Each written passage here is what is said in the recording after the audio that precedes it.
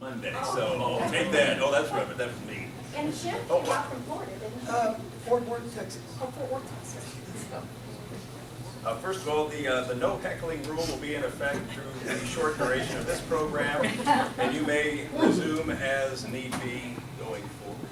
So, I'm John Prevax. I need no introduction because I'm not worthy, but I'm here to introduce my fellow co-captain from the 1972 Chauncey McDaniel-led wrestling team, Jim Yeager. Mr. Yeager won so many matches and was such a darn good student in spite of himself that Chauncey assisted him in getting a scholarship to Purdue. And so wrestling led to a bachelor's degree in mechanical engineering, if I recall, and not wanting to work for a living, he pursued a master's, which he received his master's degree in mechanical engineering from Purdue, and he was an honor student, although he hides that very well. And so I think Jim wanted to make a few comments, and I might just pipe up. Well, that's the first nice thing you ever said. That was not easy. In fact, can I get some water?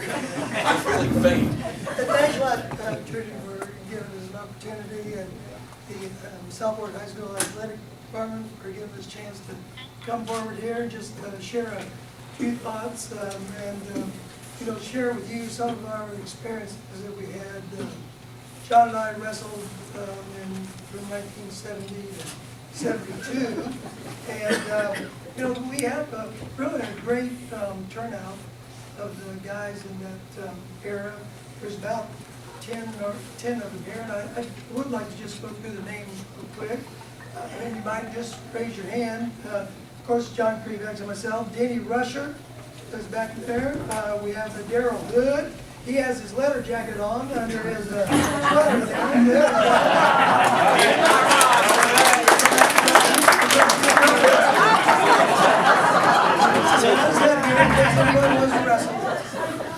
Al Cook is here with us. Rusty Stratton, state champion, 71. Carl Hoping. And John Kindred, he was here, he just left. Steve Alexander. We have Robin Thornton. Jeff Sedan. There he is. And Steve Montgomery. I'm sure a lot of you. So, that's a great turnout. Thanks. We're really proud of the representation we have. High school coaches, have such an enormous opportunity and responsibility to influence, the way people and the kids they interact with turn out. And Chauncey,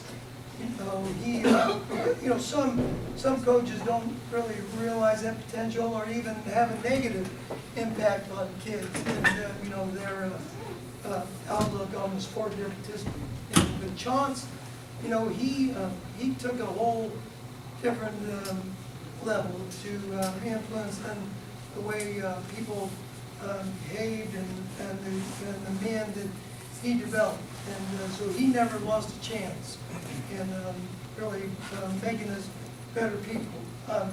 But you've heard a lot of speeches along that end here this evening. John and I are going to just share with you, what it was like to be under Chauncey's, we're going to point out some of the unique aspects of Chauncey's coaching, through the years. And where suitable, John may have a demonstration. As long as it's on you. But for those that listened, and most of us did, over a period of time, you found that some of that stuff started to sink in. And so, the gray sweatshirt, the headlocks, the crossface, and so on, I found early on, there was one way to avoid all that stuff. All you had to do was practice hard, and he wouldn't mess with you. And pay attention, he taught you the techniques. If he saw you were working on those, try to better yourself in practice, he wouldn't mess with you. And so that accomplished two things. One, you'll probably be out conditioning your opponent. And two, you'll be technically sound enough to be very competitive. And then the third item, which was, I think, by a wide margin, all of us would agree that wrestling for Chauncey was the mental aspect, the confidence that he over a period of time would instill in people. It's just a kind of a remarkable testament to his success. That go ahead, I interrupted. A lot of coaches, you know, when you see them talk about strategy and stuff, Chauncey expected you to be prepared for your matches mentally and physically when you walked out there. And, you know, so there was, and he felt like it was a distraction for you to even know anything about the guy that you were going to wrestle.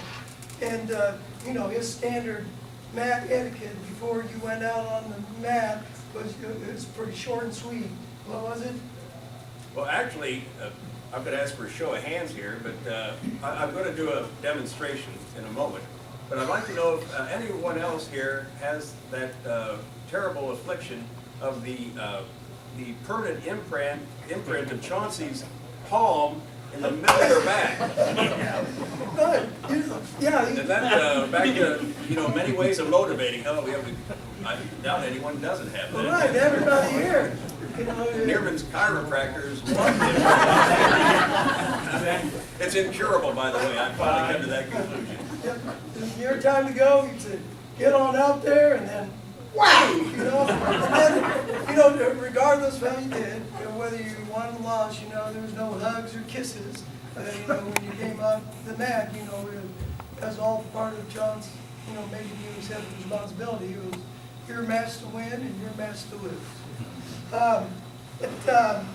You know, John's continually stressed, you know, mental preparation, you know, attitude and confidence, you know, and, you know, frequently, I'm sure a lot of you have heard of it, you know, Chomps would talk about it, he'd say, there's nobody in this world, you know, that really cares for you.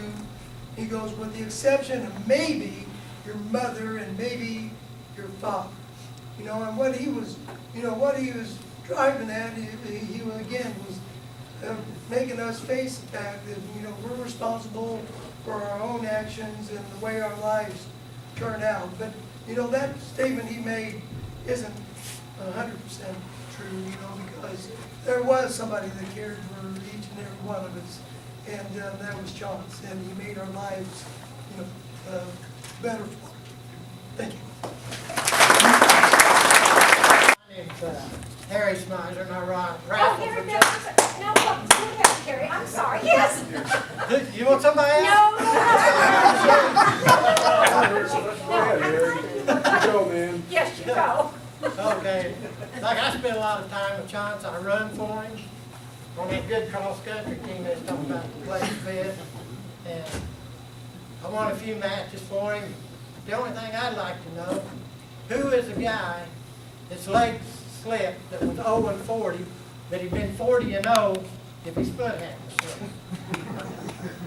Remember that one? Guy make up all excuses about his foot slipping. Yeah, yeah. But like I said, I really enjoyed wrestling for Chauncey. There's times that he probably rode me harder than he did anybody. Yeah, one time he got on me, and they were standing outside the gym. This is a big gym. Oh, yes. And they could hear him hollering at me. And like I said, you know, I sure appreciate what Chauncey done to me. He taught me about, you know, work ethics and everything. So that's about all I've got to say. And that arm across the face, that, I always thought that was just for big dumb guys. Us little guys are a little smarter wrestlers, so he didn't have to work on us yet. Yeah, that's the big guys stuff.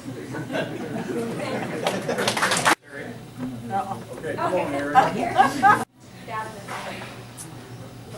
Well, I knew a little bit about it, but I wanted to say thanks to everyone that helped put this room together for Alan.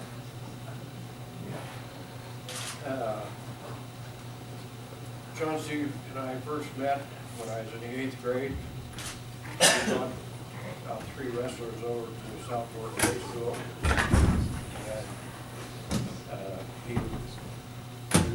Herzog and I were introduced to him. We had him picked around and go there, and we came over in Graceland. And we was lucky enough to get on the teams. I didn't have a good freshman year because I couldn't beat nobody. And in order to wrestle for chance, you had to beat somebody. And I wrestled, I weighed 133 pounds, and he put me at 178 pounds. And in them days, you could wrestle whoever you wanted to above your weight. But that's the only people I could beat. Anyway, chance, we had a great time, and